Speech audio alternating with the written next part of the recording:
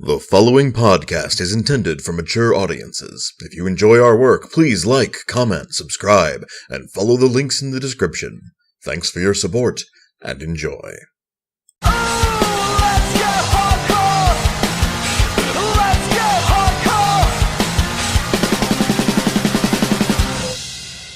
Greetings and salutations, listener. It is I, Eric J. Jackie, joined, as always, by what lately has been my DM, the boy. Hey! This is the Two Nerds Podcast, and today we're going to do our level best to talk about role-playing. Well, yeah, basically. We were trying to think of something that we could do a podcast on. You guys know that January and February are our most difficult months.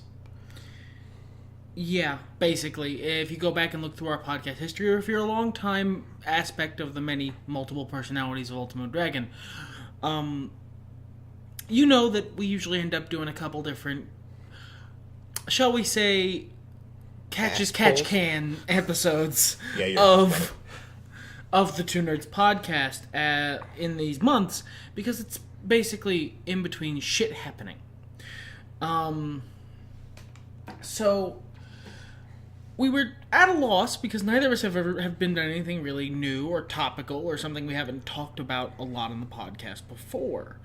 And then we realized we actually had been doing something new because we had gotten back into doing something old. We started role-playing again. Not that we were, doing it, we were not doing it for any specific reason, just life gets in the way sometimes, and circumstances led to me no longer role-playing much, and you no longer role-playing much, and even online, neither of us are really role-playing much. But I don't know, we all just kind of sat down and got together with, insert number here, nerd, David. He's been on the show before.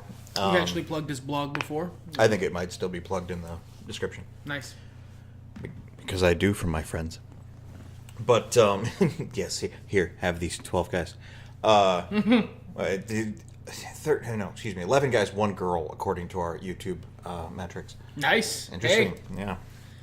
Like I said, Ultimo Dragon he needs help. Yeah. Yeah, he needs some medication, I think. I think they did like a Showtime original series about something like this once. Yeah, mm-hmm. Anyway. I liked and hated that show. Same. Yeah. But we hadn't been role-playing. We hadn't really played any tabletop role-playing games for months. It had been about 6 months. About 6 months, about half a year, half of 2017. And it was very inconvenient for all of us, because we all really like doing it. It's been a big part of all of our lives, for most of our lives. Just life happens, and it became frustrating for me, because, as I've stated many times on the podcast before, tabletop role-playing is my favorite hobby. It's not close. But we recently got back into it, and it's been going really, really well. Knock on wood. There's many other sources of wood that aren't the surface the microphone rests on. Yeah, it's got a nice little stand. That shouldn't pick up too bad. Peaks don't look bad. We started off with... I think we did play my new campaign first, right?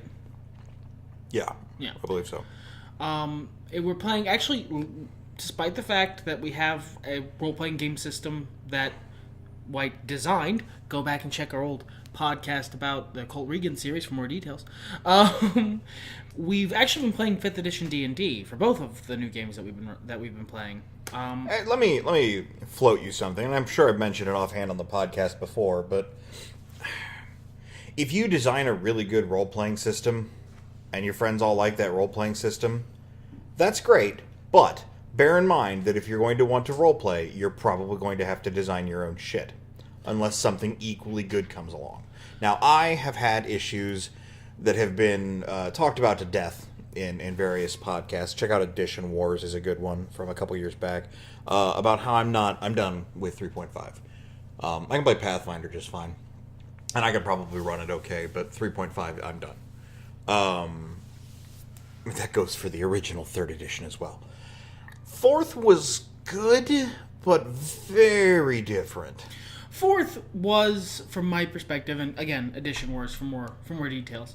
You tell that we went back through our back catalog of podcasts recently. Fourth edition for me was excellent to DM, but almost no fun to play, because it was the most balanced edition of D&D. There is no contest. It was absolutely the most balanced edition of D&D, and that made it a joy to DM. But for me, it was so regimented and so by the numbers that the mechanics of it weren't fun to play. The non-mechanics parts were as fun as always, because You just making shit up with your friend. yeah, you're playing pretend. Right. But the mechanics parts didn't sing to me.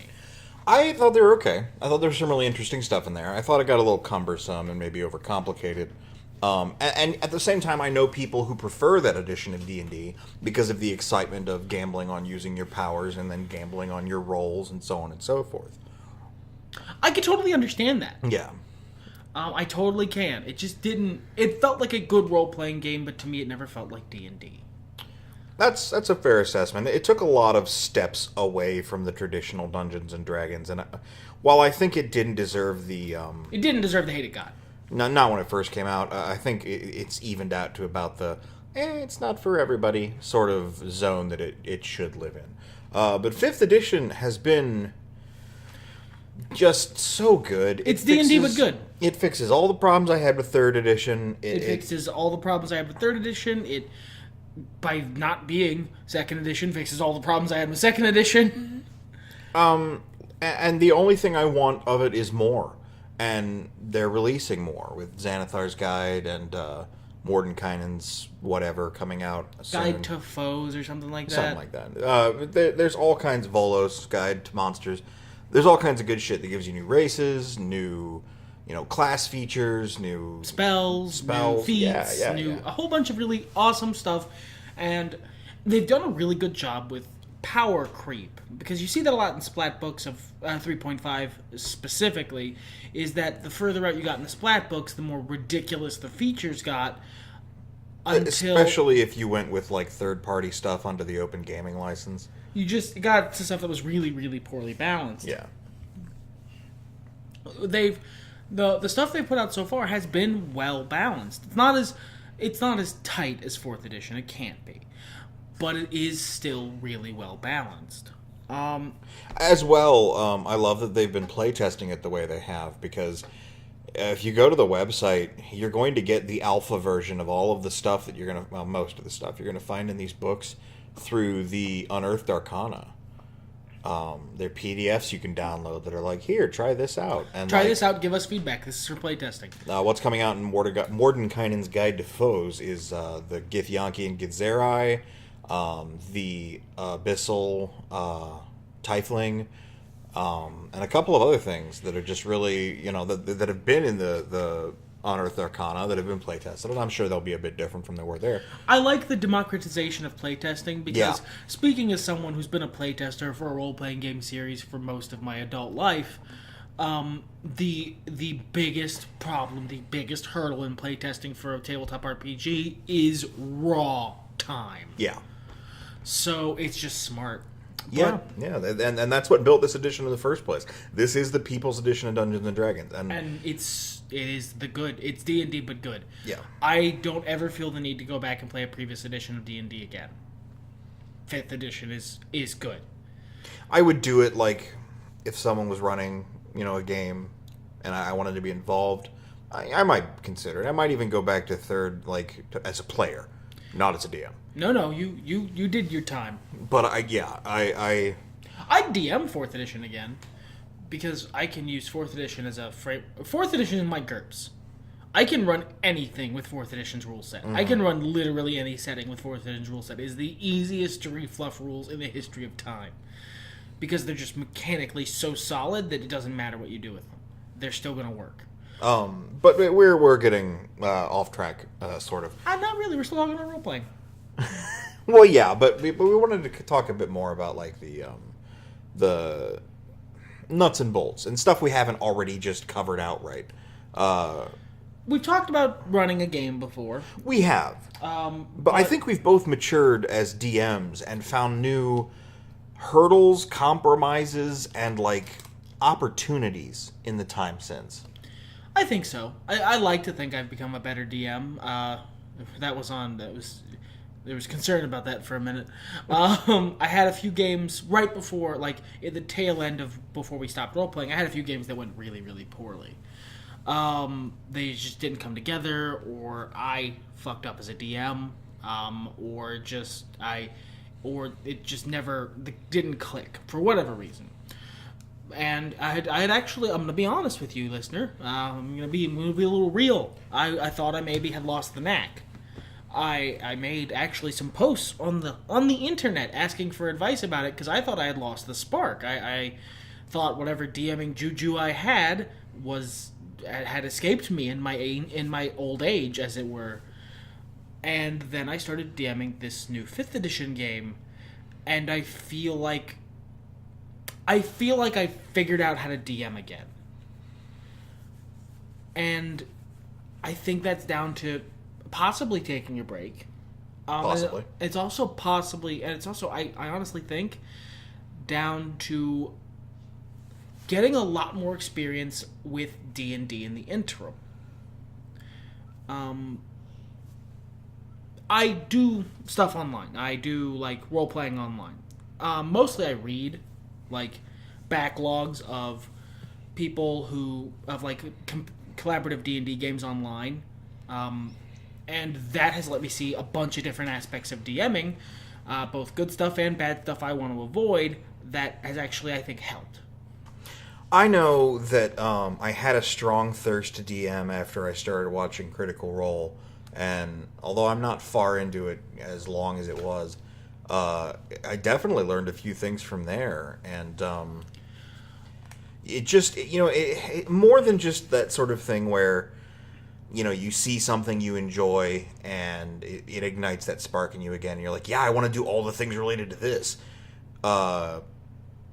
More than that, it really helped me figure out some issues I was having, because I don't remember if we've mentioned this or not, but I years ago had a problem where I realized I couldn't DM off the cuff anymore.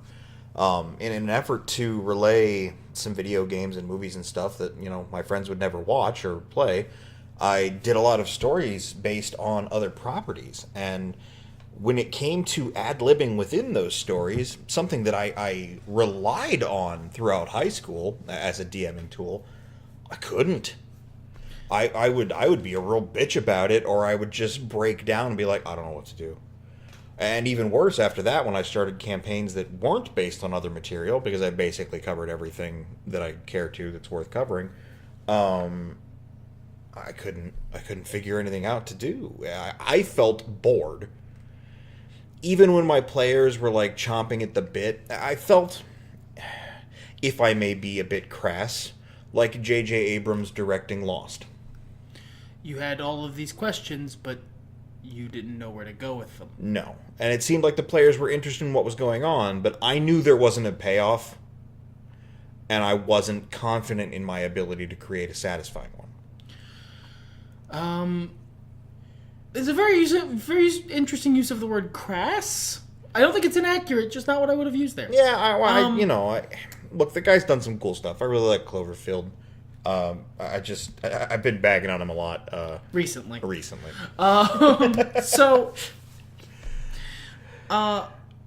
I'd never see, like, we discussed it, but I feel the need to mention, I never saw it when he DM'd. Like, when you were DMing, you were fine. No, of course not. I doubt you would. I doubt any of my players would. But that's the thing, and that's part of what, we've always known and we've talked about before, but, like, the harmony of it really came out in these last few months in understanding these things and our time away from the game. The DM needs to be having fun, too. That's so important, and actually, you hear in a lot of role-playing game tips and tricks. There's a lot of articles about it online. There's a lot of videos you can watch on YouTube. And there's even some I would recommend. Not right now. Right now you watch this podcast and you like and you subscribe. But they'll mention this, but it even with very popular ones, it gets overlooked. It's a collaborative game, And it's important for your players to be having fun. As a DM, that's what you want. You want to look at the table and say everyone's engaged, everyone is experiencing the emotion you're trying to convey in a positive way. Hell yeah. Like, that excitement is what most DMs live for. But it's important as a player to always remember that your DM is either, if you do it more like Spork used to do back in the day, or more like a lot of DMs do, or more like I've actually branched out recently and started trying to do and plan stuff in advance and have all these pieces set up beforehand where you've put a lot of thought and effort into stuff and you've set up a world, like a very specific scenario for your players to go through. That's a lot of work.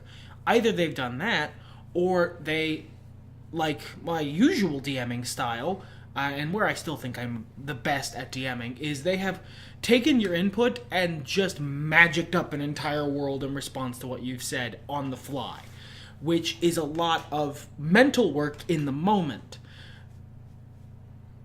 That either way, they're putting in a lot of effort here. It's important that they're having a good time too. Well, and like, you know, the stuff that says that, they say it in passing, first of all, I think is part of the issue. But you are correct. In recent years, it has become something they at least mention, whereas they did not before. But they never really get into details about how that should work. Because there's good and bad ways for the DM to be having a good time. One bad way for a DM to be having a good time is for them to insert themselves into the active end of the narrative. That should be more in the hands of the players, I think. To put it another way, for the DMs to have a stake in the events of the game other than as a storyteller. Yeah, you don't, that's not necessarily a good, healthy way to DM. It doesn't make for excellent play. Basically, one of two things is going to happen there. Either you are going to become adversarial with your PCs. Because your stake is you want to beat them. Well, not even necessarily. If you've got, for example, a DM PC, you might be fighting for spotlight time. Which you're in control of the narrative, so you're going to win, and then they're not going to have a good time, and then you're the only one having a good time, and that's bad. Or you set up all this stuff, like a DM PC that's an important character that your party likes. And then they don't care about them. And you forget about them. Or you neglect to focus on other stuff that you had a stake in, and you become even more disappointed. With yourself more than the game, but like... It ends up being attached to the game. Sure. I mean, and love your NPCs, don't get me wrong, but like... As a player, if you want your DM to be having a good time, the easiest way to do with that is engage with the story. Engage with what the DM is putting in front of you. If the DM is presenting you mechanical challenges, and like, you guys should, if you've known each other for a while, or if you've talked about role-playing, or once you're in if it's a new game, once you've got a rhythm together, they'll know how to handle this, when to change gears. But if they're presenting heavy mechanics challenges to you, engage with them. Don't sit and bitch and moan at the table like, nah, this is boring, I don't like this. Try and engage. Try and have a good time. You're there to have a good time. If you're really not having, if it's really not your thing, talk about the DM afterwards. See about what can be done to try and make it a more interesting or pleasant experience for you afterwards. Don't fucking bring the table down. No, and that goes as well with calling bullshit. My cat is in heat. Deal with it. Sorry. No. She is. But we had a moment of despair when I'm running a game right now that's inspired by Dark Souls. Just for it's just he and I. Dark Souls is supposed to be a solitary experience, so. But if you've played the game, like I have, you know that sometimes you're going to find challenges you're not supposed to beat, or that if you do, you have to fucking earn them. And boy came up against a couple of these challenges. And, I mean, I'll just lay it out because we have the time to. I'll try to be brief It's about not like it. there's a time limit on this. No. I own the network. He entered a room in a mansion. There were little shitty Zombo bros off to the sides. There were some stairs. There was a chest, and in front of the chest was a sleeping giant. Now, you were all of what, third level? I think, or fourth. Yeah, I can't remember. he's I not- think third, honestly. Fighting a giant is not a good idea right now. So I tried to sneak past him. Sure, managed to fail, got scrubbed, and, had to run back and grab his souls. So he's looking at it from an analytical point of view, I'm good at D&D mechanics. Sure. So I ran the numbers in my head. I have this many hit points. It does this many, based on its attacks before, it would do this many average damage around. My AC is this, blah, blah, blah, blah, blah, math in my head. And then went, okay, so I mechanically can't beat this guy. I just can't. At my current level, I'm going to need like 3 or 4 more levels before mechanically I will have a chance of beating him. Just in terms of raw damage and the slow AC progression of 5th edition D&D, which I honestly think is a good thing mechanically. This wasn't... It wasn't a mechanics problem. It was Dark Souls. It was actually a good Dark Souls moment of, well, I can't beat that guy, so I'm going to have to try and find a way around it until I'm more swole. Sure. Check a different door you hadn't gone to before, find a way around the guy that isn't combat, or, as often happens in Dark Souls, run and hope for the best. Run! Run, bitch! Roll as fast as you can and hope for the best. But there was that moment where you ran the numbers and the mechanics were low and you had despair. Yeah, because I went, I can't beat this guy, and if I fuck up sneaking past him, I'm gonna die again. And I had that moment of, well, fuck. And then I just made a choice not to bring the table down. I made a choice to fucking engage with what was being presented, and I fucking set my nose to that Dark Souls grindstone and fucking tried again. And it ended up being an overall very positive player experience because I engaged in some canny play and got around the fucker. Sure. I still didn't beat him, but I mean, I'll be back. Well, so will he. That's Dark Souls. And not every game is going to have an experience like that, but that translates. If your DM sets in front of you, it's about trust, right? If you're with a new DM, of course, be careful. Watch them. Don't call bullshit. That's not going to help. If you need to talk with them after, like the boy said. But, if a DM sets a room full of traps in front of you, it means one of 2 things. Well, one of 3 things. 1, he's a bad DM. And thus calling bullshit at the table won't make a difference because he'll just get defensive. Sure, and it'll just start fights. 2, there is a way you can get through what is set before you. And thus calling bullshit at the table is bad because it will make him feel bad because it'll make him feel like he didn't do a good enough job conveying that there was a way through, and it'll suck the energy out of the room. Or 3, this is not meant for you right now. In which case, calling bullshit is bad because then he has to drop the curtain and say, this is not meant for you, which sucks out your suspension of disbelief. Basically, there isn't really a situation where calling bullshit at a table is a good idea. Or, letting yourself get too discouraged or whatever, And that's a lot of Dark Souls is like that in general. People talk about Dark Souls 1 when people go to the graveyard first instead of up to the Undead Burg. And you gotta fight all those skeletons, and they're really hard. It's a fucking nightmare, because you're not supposed to go there first. Try something else. But in D&D, essentially, the reason why calling bullshit at a table is not a good idea is because it's never going to have a positive outcome. No. And if your goal is to continue to play the game, then you want positive outcomes. If there's a new DM who you're not used to, who is engaging in behavior you find rankly unacceptable, just leave. Explain your position and fuck off. I mean, because you're not gonna get them to change the behavior, and if you do, they're not gonna like playing with you, so that game's probably gonna die anyway. Well, but before you do that, unless it's like something obvious, like talk with them. Talk with them after the game. Text them during the game if that's an option, or over a messenger or something. Like, hey, man, I don't want to bring the room down. Can you stop saying X? Or can you Or stop... is this going to be a major plot point we keep recurring to because it's making me uncomfortable? Or whatever.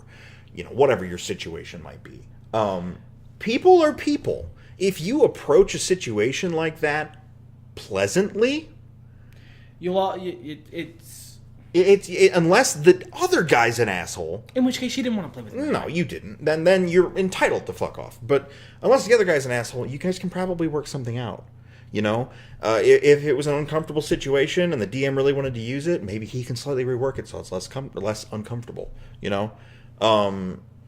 Or maybe that's what he's going for, and he wants to present like an uncomfortable situation and then have the player characters overcome it as for narrative themes. It's very serious stuff can happen in role playing. If that's not your bag, that's perfectly okay. Sure, and this goes for DM. We kind of went on an interesting track here, but this goes for DMs and players both. I was watching a video today that recommended this, actually. You guys need to talk more before the game. You and I really realized this last year. That's true, and I think that's part of what made our current, at least my current game, so successful. Yeah. Is that I am doing so much more planning for this game than I do any game, than I have done for any game previous to this one.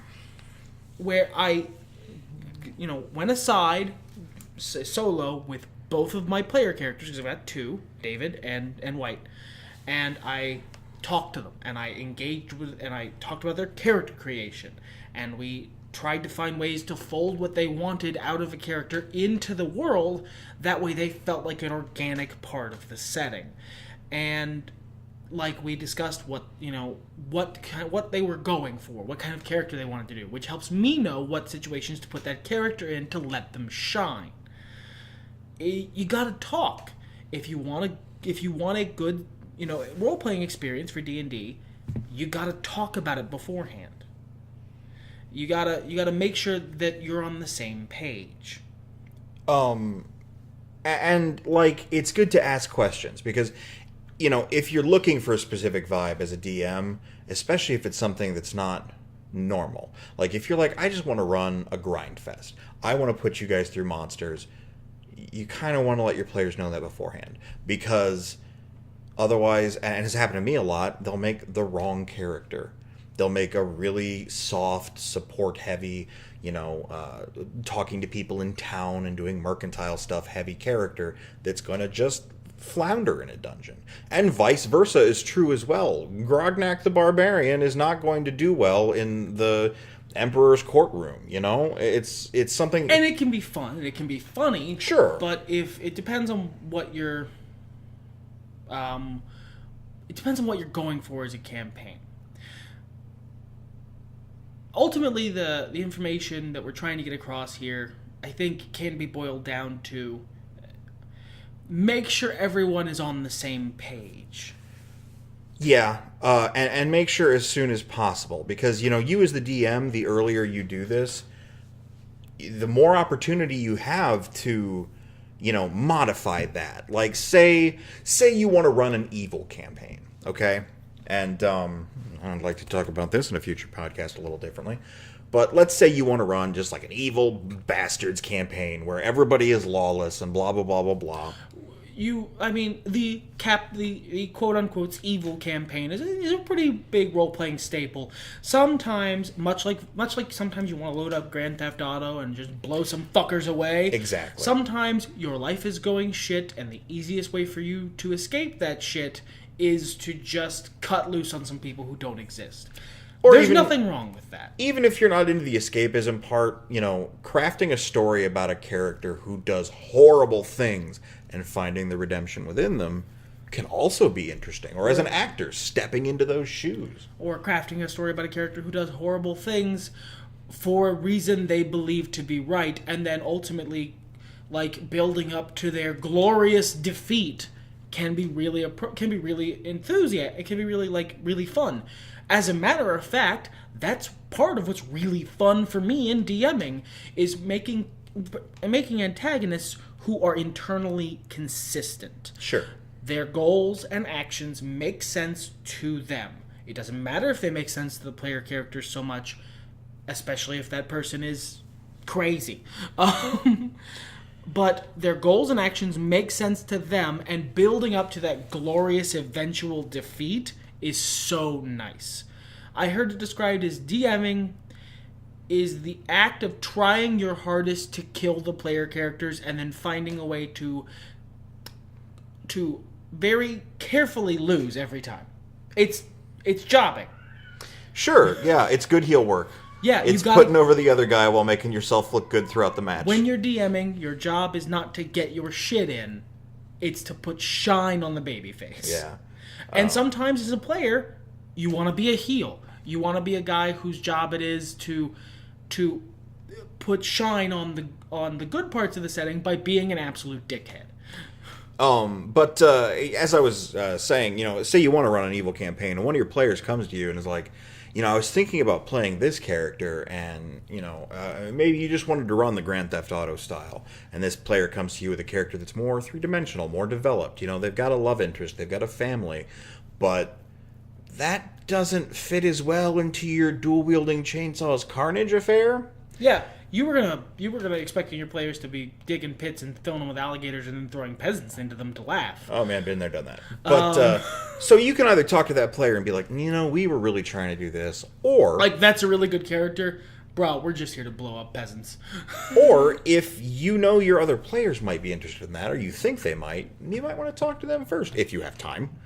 And be like, so-and-so want to do this a little more three-dimensional. Do you guys really want to see, like, the personalities of these characters? You never know what you might find. One of your players might be like, my guy really loves collecting tiny porcelain dolls. I was going to have it be this weird obsession of his to, like, add some depth to his character. But maybe we could do something interesting with that.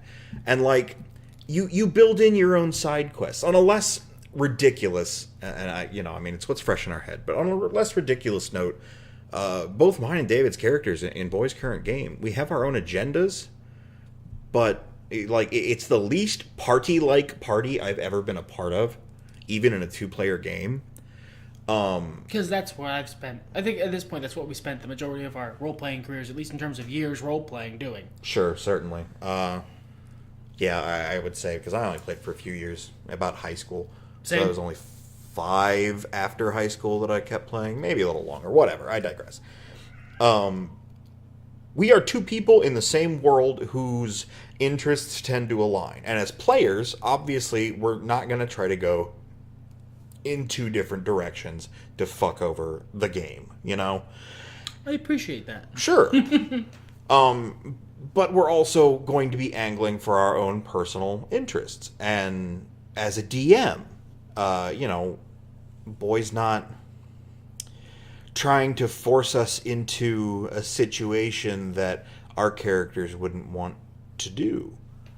That's that give and take we were kind of talking about earlier. And we've got these personal interests and all this stuff that we do get to engage in, just sort of like flip on and off style. Boy has a really good rhythm about it. It doesn't take much to develop one.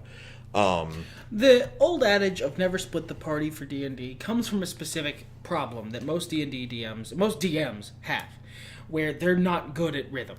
They're not good at bouncing to each player and making sure everyone gets caught up with in a good rhythm, and making sure nobody spends too much time not role-playing, and thus they disengage and they stop paying attention to what's going on. Sure. I can understand that, and shit, I don't know why I'd be able to do it with like a 5-person party.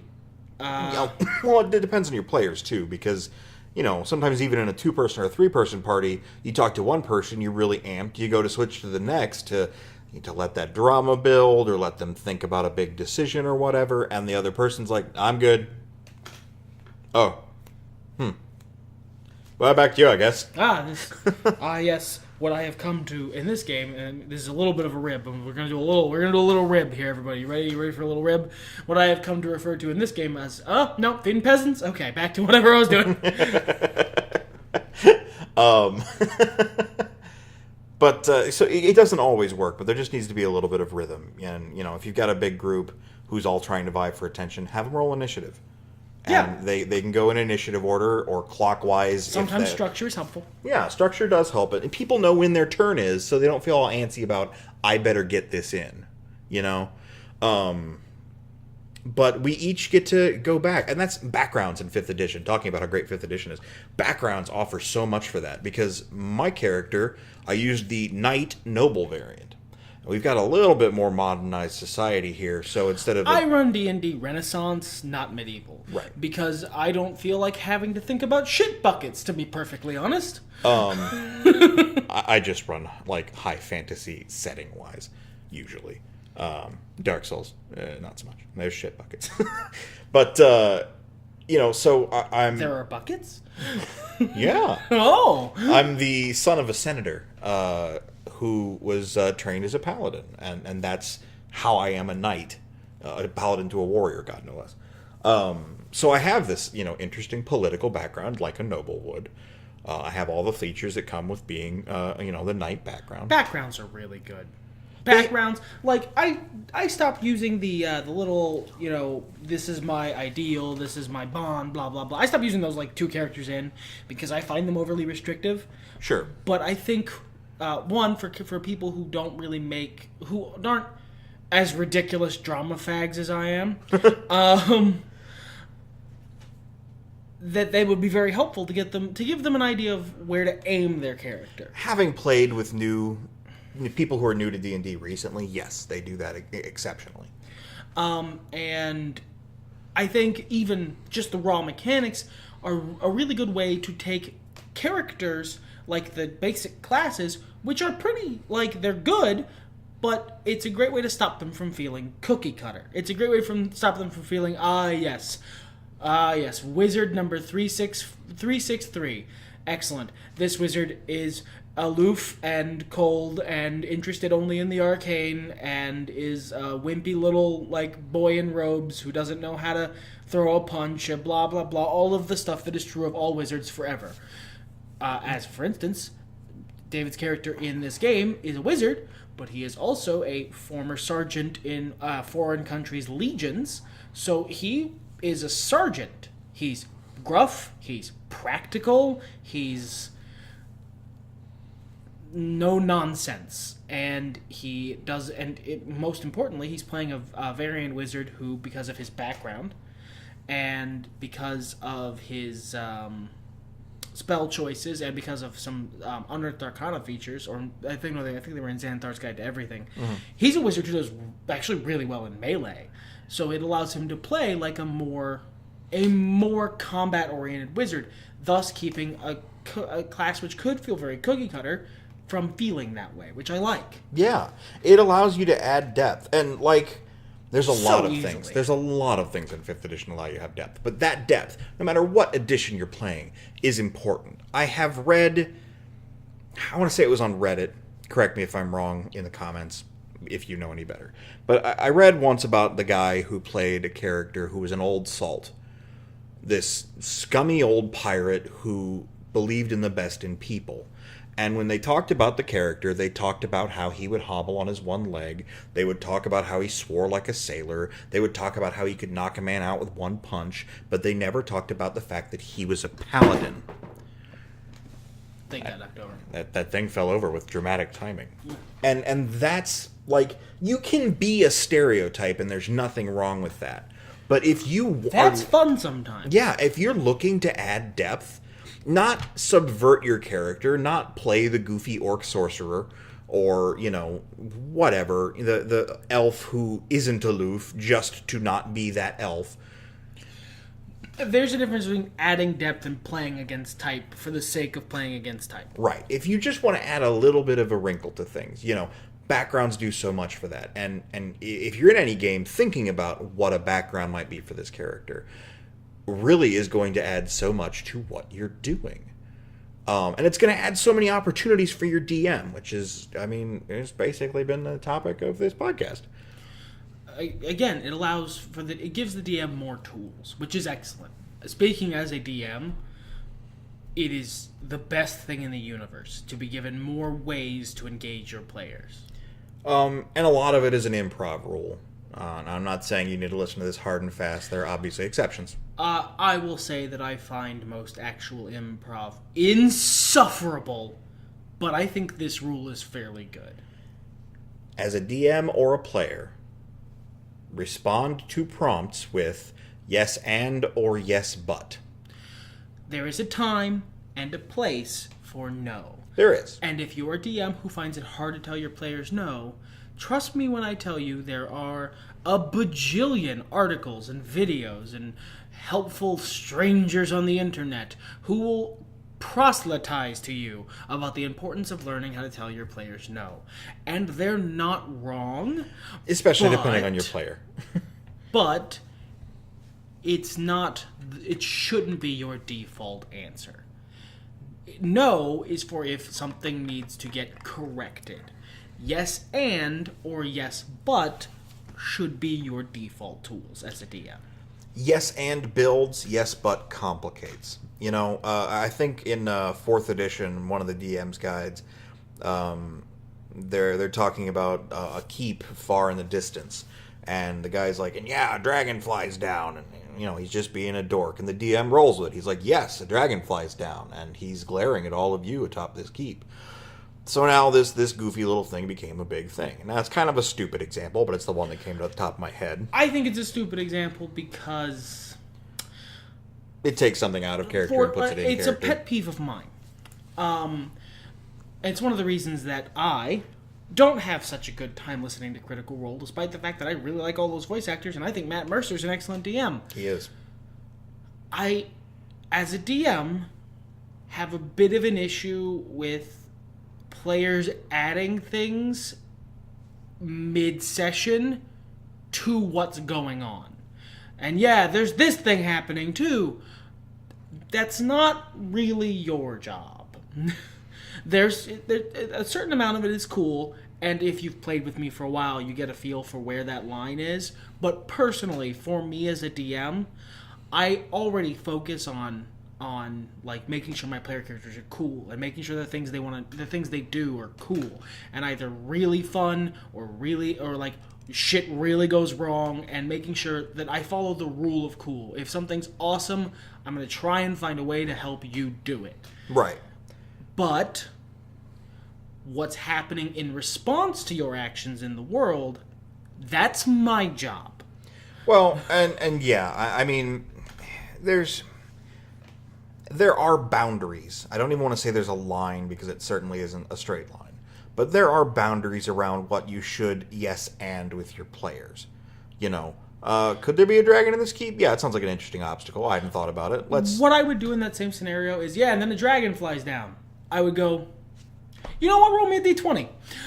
Sure, yeah, let them live with the consequences of their actions. They get that little moment of, oh. Uh-oh. And then they roll. I was jokes. Oh no, it's too late, roll. And if you as a DM are not prepared for it, you can I'll set that DC as high as DC. I'll set that I will set that DC where I want it to be. But once you roll the dice, it won't change. And then yes, but is more, you know, it can even be a useful tactic when dealing with players who are just trying to cut loose. You know, that guard's looking at me funny. Can I punch him in the face? Well, absolutely. Yes. Roll to attack. Yeah, but he's going to take you to jail. Like, absolutely, roll to attack. And then when they roll, in your narration, describe how the other people around react to that guard getting punched in the face. It's to guide the player into what you feel might just to give them the information without giving them the information. I can use an example of this from our most recent session. I bet you can. So, they had previously killed. They had gone into a necromancer's lair and killed the necromancer and his evil minions. And the local church had come in and cleaned it up, and washed everything with holy water, so on and so forth. Said their rites. Everything was fine except for the altar that this necromancer was using. The altar was still filled with dark magic, not necromancy, but just dark magic. So the wizard, by himself, because like he said, these guys don't actually hang out and party very often. The wizard went. And he went to go, examine the altar to see what the deal was, because the local priest couldn't figure it out. He was going to, research it. So, once he went in there, I gave him 3 saves, 2 or 3 in-character hints that his course of action was probably not going to end well for him. And because that player is the kind of player who occasionally goes, I see what I'm doing is a bad decision, but it will make things more fun. He did it anyway. So I got to walk over and snatch his character sheet up because he'd gotten possessed. By a slightly different token, by a slightly less... Because, you can do that because the tools you have as a DM allow you to flex that far, okay? And, there's always outliers and there's always exceptions to the situation. But, let's go back to the guard thing. Homeboy punches a guard. Now, you don't want to shift your campaign focus from doing jobs for the king to, being run out of town and your name is mud because of the action of one party member. So you can, instead of what Boy was perfectly willing to do, which is shift the entire course of the campaign depending on what the players did, and what we're fine with as players. That's where I'm at my best. Yeah, honestly. yeah, no, you roll in it really well. Okay, so Homeboy hits the guard. He rolls to hit, he hits. Maybe he crits, maybe he knocks him on his ass. You have this moment, and like Boy said, you can have the whole crowd react and be like, whoa, well, what did you do? And maybe some guys come in and hold him back. Maybe another guy tries to fight him. The guard can get up, dust himself off, and, give the sternest warning possible, however you want to roleplay that out. You get to show that this guard, and thus by extension, the guard, is a cool guy. Is willing to overlook one idiot being an idiot because the rest of his friends are doing something for the greater good, and so is he. Or, what the hell ever. You get to establish more of your setting while still keeping things on the path you wanted to keep it on. And you still show the player there's consequences for the actions. The guy goes to the bar to buy a drink later, and the bartender's like, no, I'm not going to serve you. Get out. You hit Larry the guard. Larry's a good guy. He busted up a bar fight in here. It saved me several hundred gold in, repairing things. No, get out. Get out. Your money's no good here. Get out and that doesn't do anything actually negative to the player or to the character. But it introduces consequences and consistency into your world. Mm-hmm. It makes your world a very real, living, thriving place. And it's fun. It's fun. It's fun to work within your world and create these things in response to what your players are doing instead of going, no, you can't punch the guard. That would be not what's in the game. Unless you're running, and even if you are, unless you're running from a pre-published adventure, man, you are the flexibility. As a DM, you need to be having a good time, but there are more players than you. Sure. There are more of them than you. So if you're not comfortable kind of rolling with the punches and going where the players lead to a certain extent, you probably shouldn't be DMing. And that sounds harsh, but you gotta have that tool set. And if you're not comfortable with that, then you're gonna have to get comfortable. You might not, your first couple times, it might not go super well. That's gonna happen. It's also... again, what we were talking about earlier. If you talk with your players about it beforehand and say, hey, guys, I'm not super comfortable going off script. Yeah. So, if I tell you something if I tell you something's off script, try and roll with me. Now, there is the implied that you're going to give them some leeway there. That way you can get more comfortable. Like I said, it's about give and take. It's about steel sharpening steel. Yeah. And you would hope, and if you guys are players out there, you should be the kind of person who has leeway with your DM. You guys are all trying to have a good time. Yeah, you're having a good time, and you're all ostensibly friends, or at least really good acquaintances. So, give and take. Take what is given, don't take what's not being attended. And give when you can, both in terms of role play, in terms of mechanics, in terms of patience, and consideration. As a player, sometimes, this is a thing I heard that I absolutely think is excellent advice for players. The phrase, it's what my character would do, is not a Holy Mary that absolves you of all sin.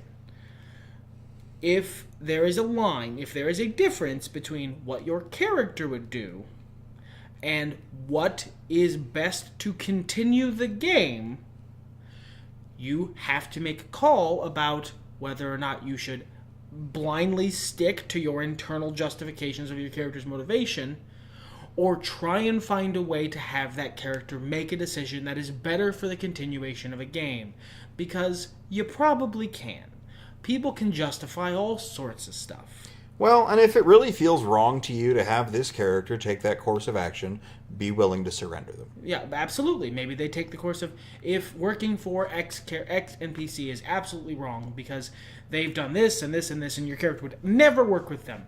That character doesn't. They quit. They leave the party. They leave the adventuring company because they're not willing to work with this sketchy dude. And then you make a new character. Yeah. You don't sit and throw a tantrum until you get your way. No. Which, I am not speaking from on high here. I have done that as a player. I have absolutely sat and had a tantrum at the table until I got my way. And it was shitty of me to do. Is this before me? No, absolutely not. This was in our Final Fantasy VI campaign. Oh, I know what you're talking about. Mm-hmm, you do. I was playing a monk who was very invested in saving who was very invested in saving people, and specifically because he wasn't enlightened yet, people he'd met and knew. And there were these two people who he could save, or who would, as far as he could tell, be doomed if they didn't come with him. But because of the order of events, they felt some type of way about it and didn't want to go with him. And because he was lawful, knew that this was the right thing for them. He was acting in their best interests. And because he was good, he was lawful and neutral, but he was good. He was a nice guy. Yeah, because he was a nice guy, he knew he was acting in their best interest, and he wasn't going to just sit and let them die for being, as he saw it, stubborn morons. So he sat and was like, no, you're coming with me. I'm not gonna force you, but you are coming with me. And the person was like, no, get out of my house. And I just responded, no, my character would not leave without them. He's not the kind of person who would grab them and haul them away, but he believes that if he sits here long enough and talks to them, they will eventually see the reasonableness of his position. And because they were level 5 NPCs, and I was a level 18 monk in D&D, they could not possibly force me to do what they wanted. I got to the point where the NPC was literally attacking him, and he was just bapping their hands away no, stop, do not do this, it is unwise. And I sat there and refused to take the hint that these NPCs I was not allowed to collect them like Pokemon, until I just gave up and was like, fine, whatever, they agree with you, let's move on. Well, and at the same time, I often look back and see that specific event as a failing on my part. I should have been more flexible, because it honestly didn't hurt my narrative at all to move them. I just would have had to alter a couple of things. But, in my stubbornness, I felt like I had to stick to what was pre-writ. And I learned that there and then, and in future games, that sort of thing didn't come up much. There was one time when they almost caused a time paradox that I didn't know what to do, but I just said, okay, I need some time, let's end here, and when we come back, I will deal with this. But otherwise, I don't think I've made a similar mistake again where I've been so beholden to the script. I think it was a learning experience for both of us. Sure. Well, we were both young. Hell, I was 18? No, God, I wasn't even 18 yet. I was 17. I wasn't even an adult. No. You were living with us. Was that after Yeah. I just vague. 18, definitely. Yeah, 18. But yeah, and those are just examples. I think we could talk forever about different permutations of this, but I think we've made our point pretty clear. Communicate at your table. The DM is also supposed to have fun, but no one at the table is supposed to have fun at the expense of anyone else at the table. The idea is that you all should be having a good time. Yeah, you all create a place in which you can have a good time. The DM has more official duties, but they're doing it because they find joy in those duties. as well, in part. Yeah, anyway. also, if you hate DMing, don't DM. Yeah, that's good advice. Like, if you're the guy who's like, no, I'm forever DM, I hate DM, I wish I could play, but no one else is willing to, fuck them. Stop DMing. If you're not having a good time, stop. Because trust me when I say, if you're not having a good time, you're going to DM badly. Yeah, and it's just going to cause problems and infighting and drama and blah, blah, blah. If you're not having a good time, it is better that you do not roleplay. Speaking as someone whose roleplaying is literally my favorite hobby, it is the best way I de-stress. It is the best way I get away from my own head. It is my favorite hobby. And I would rather not roleplay than DM when I don't want to DM. Good advice. There is no way to tackle all of these potential issues in one podcast. So, you might hear from us again on this subject. Perhaps. Probably a ways in the future on this specific subject before we return to it. It was, 3 years the last time. But I do have more stuff about Dungeons & Dragons I want to talk about. This became delightfully on topic. Mm-hmm. And for a long time, too. Yep. But in any case, regardless of what you hear us talk about next, everything's better when nerds talk about it. Fuck it, let's get hardcore! Blood, pain, we're all insane. Suffer head trauma, destroy our brains. High dives, guns and knives.